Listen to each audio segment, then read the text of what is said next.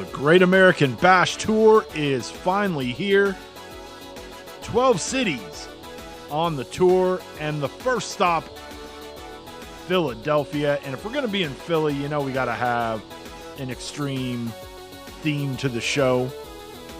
We would kick it off with a tag team TLC between the Headbangers and the Dudleys. And while the ECW Tag Team Championship, not a title recognized in the open mic universe, for the purposes of this match, it kind of works.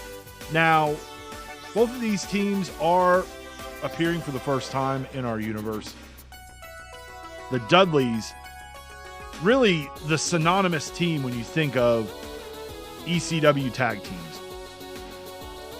Not only did they have a hell of a run in ECW, on the biggest stage in WWE, along with the Hardys and Edge and Christian, they basically redefined tag team wrestling and what brought us here to this TLC match.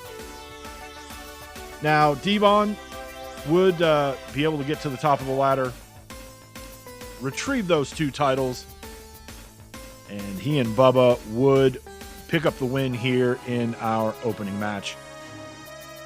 I get the feeling that while Bubba and Devon may not be regular members of the universe, there's a good chance we may see them make some special appearances somewhere down the line. Congratulations to Bubba and Devon for picking up the win.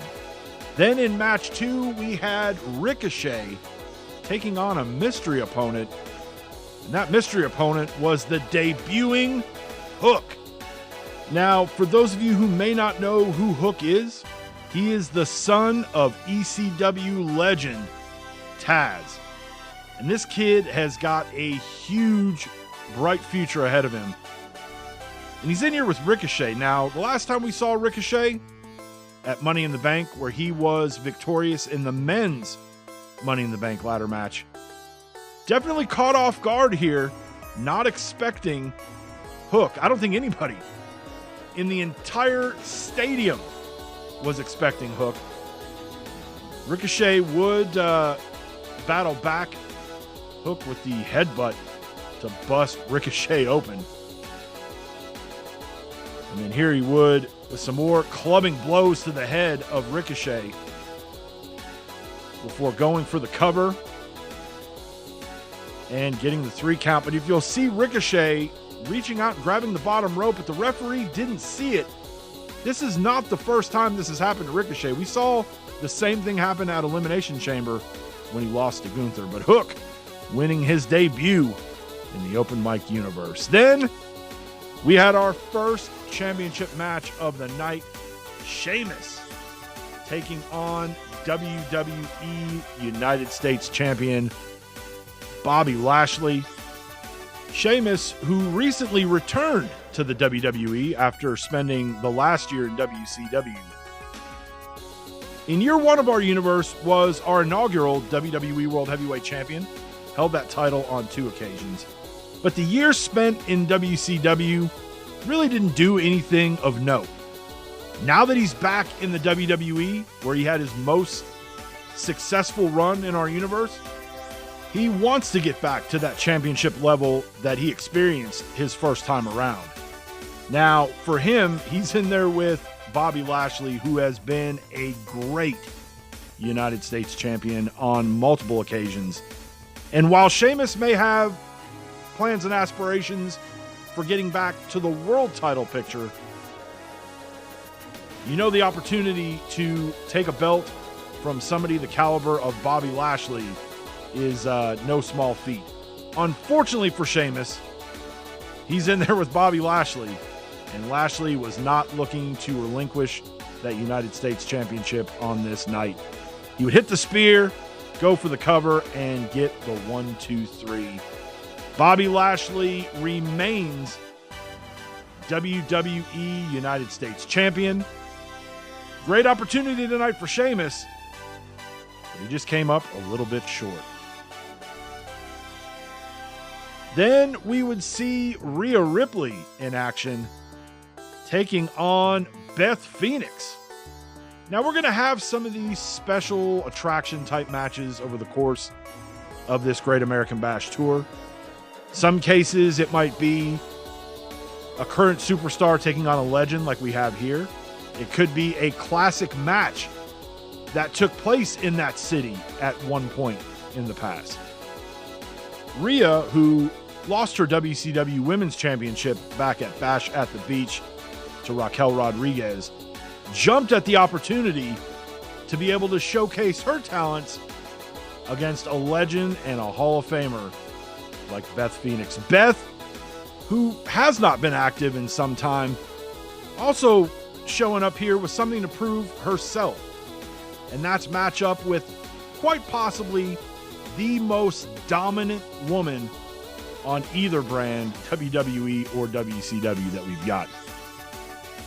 Rhea would come away with the victory, but still a great showing by Beth Phoenix, and probably not the last time we'll see her in our universe.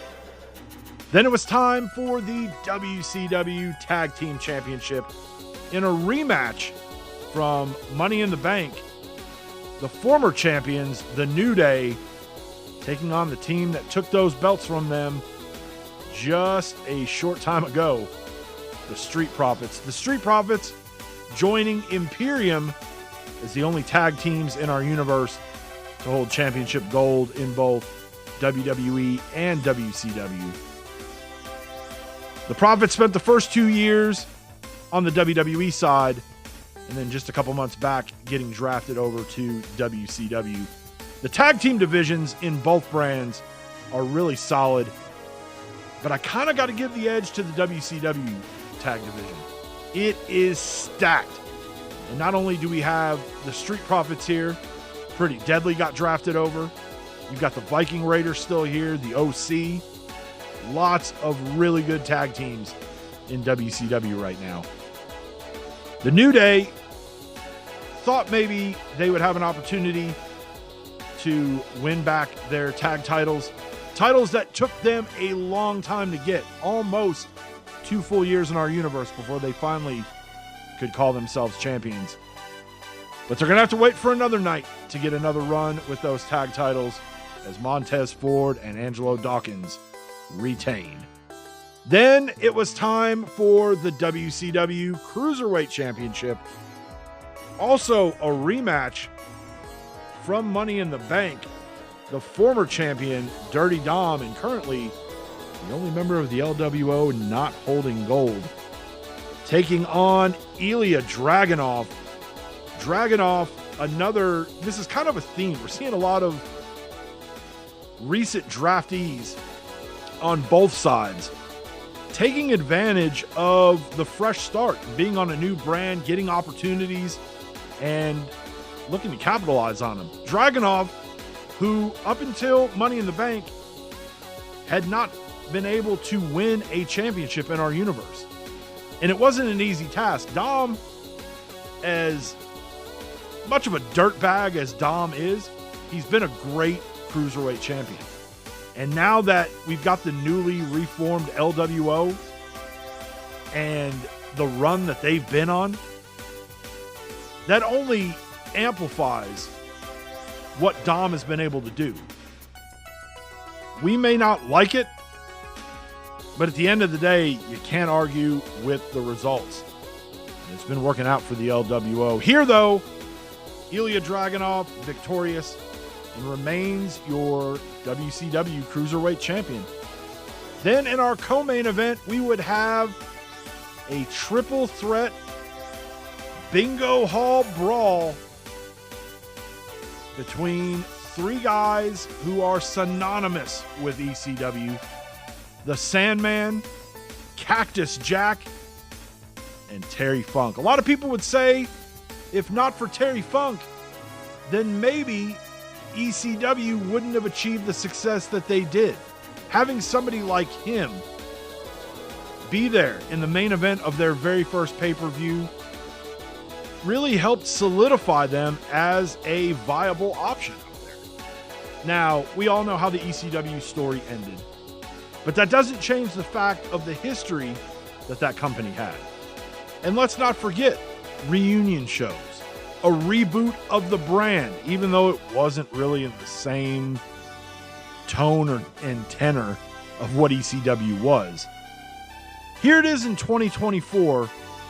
The chant of ECW is still chanted at arenas all over the world.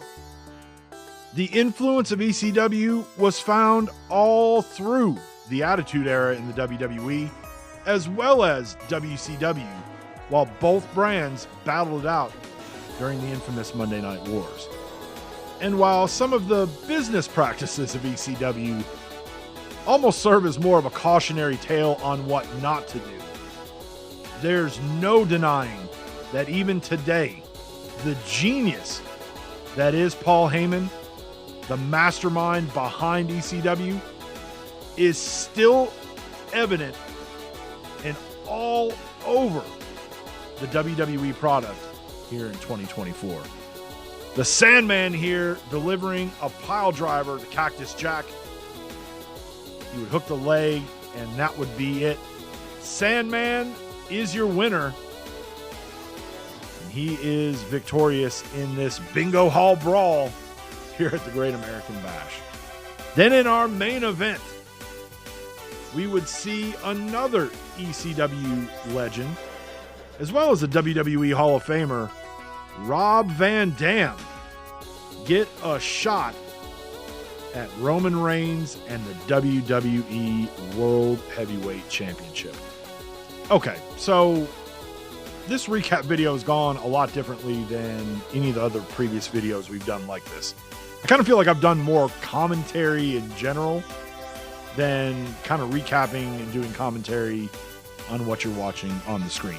Some of you guys may be cool with it and you're rolling with it. And those that weren't, let's be honest, they bailed on the video long ago anyway, so it doesn't really matter. But at the end of the day, why do I do this? Why do I do the universe? Why do I live stream? Why do I post videos here on YouTube? It's to tell a story. And I think when you think of sports, there's no greater story than that of an underdog. George Foreman coming out of retirement to win the World Heavyweight Championship 25 or 30 years ago. The Miracle on Ice hockey team in the Olympics. March Madness is why we love the 15 seed that beats the 2 seed. Sorry, Nick. On this night, it wouldn't be an underdog story, as Roman Reigns would be victorious. And while we may not have had an underdog success story here on night one of Great American Bash, you never know when that one might happen. And you don't want to miss it. So be sure you hit that subscribe button, like the video, share it with a friend, and get ready, because we're just getting started. We'll see you at our next stop on the Great American Bash Tour in Washington, D.C.